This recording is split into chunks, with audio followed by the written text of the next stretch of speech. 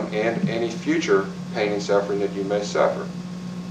Also, if the activity of the person or the action of the person who caused the injury to you is very outrageous, or it's malicious or intentional, you also have the possibility of recovering punitive damages.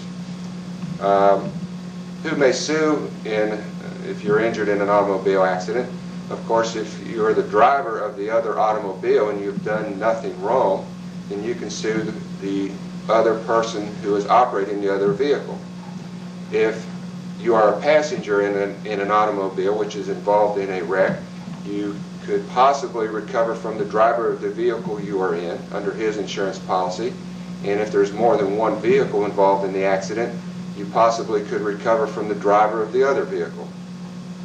Also, pedestrians are entitled to recover if they are hit by an automobile or injured as a result of some automobile accident. They likewise can bring a lawsuit against the person they feel is responsible. A spouse may bring a separate lawsuit if their spouse, of course, is injured in an automobile accident. This is covered under a different body of law. However, a spouse can recover for what we call loss of consortium. That essentially means that if you lost some companionship or services of the person, of your spouse, then that is a claim you can bring against the party who was responsible for causing those injuries. And of course, if there is a death involved, the estate can sue and recover on that person's behalf. In the event of a death, if there is a recovery, any amounts recovered are split. If there's just a spouse and no children, the spouse receives all the funds. If there's a spouse and children, the spouse receives 50% of the recovery, and the children split the other 50%. And if there is no spouse but just children, then the children split all of the recovered amounts.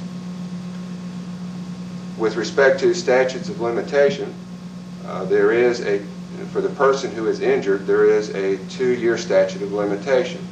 Now, this could be extended into 4 years in the event that the injury that was caused was a somewhat dormant injury and was not discovered until a later period. Then you could possibly extend that up to 4 years.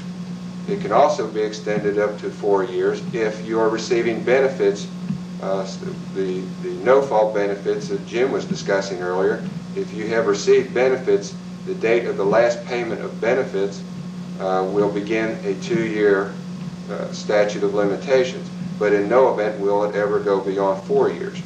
Now, the one exception to this is that if the person who is injured in an automobile accident is a minor, until they reach the age of majority, which is 18 in Kentucky, they have the potential of waiting until they are 18 and then having 2 years after that in which to bring a lawsuit.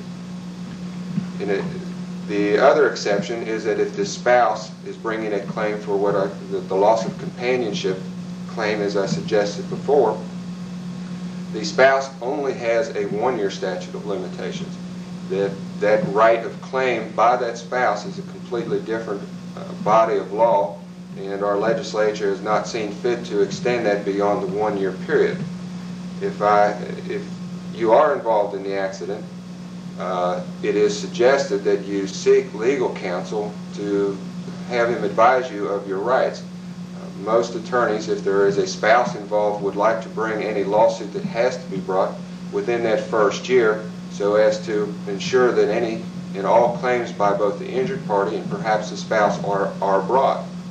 In any event, most attorneys do not like to flirt with that 2-year statute of limitations and would certainly prefer to bring it within that 2-year period and not risk having the insurance company defend the case and perhaps win by saying that, well, you're 2.5 years, but you've had no other benefits paid or it wasn't a dormant injury. The last thing I'd like to discuss are attorney's fees. Many people are very concerned about what it is going to cost them. Most attorneys are willing to take these types of cases on a contingency basis. Most people cannot afford to pay an attorney's hourly rate. These cases are very time-consuming, so they make arrangements to do it on a percentage basis. The standard in our area usually is a 33% recovery, which means that any amounts recovered on the injured party's behalf, the attorney gets 1/3 of it. Of course, his recovery, it depends upon the total amount received, and should there be no recovery, the attorney is paid nothing. Now, separate and apart from this are costs which may be incurred in bringing the action on your behalf. There are court costs in filing the lawsuit. There are deposition costs. There are expert witness fees, and these usually involve doctors who tend to be very expensive in giving these depositions. And in the course of a lawsuit against the responsible party, these costs could add up to as high as several $1,000s, but most often in the $1,000 to $2,000 range. These costs are separate and apart and are usually borne by you either at the time these expenses are incurred, or in some instances will be taken out of any recovery that you may have. In any contract with an attorney for taking a case on a contingency basis, the Supreme Court of Kentucky has ruled and decided that these contracts must be in writing. And so when you do retain an attorney, he probably will be giving you a contract to sign outlining just what is the terms of his representation for you. If not, please ask him.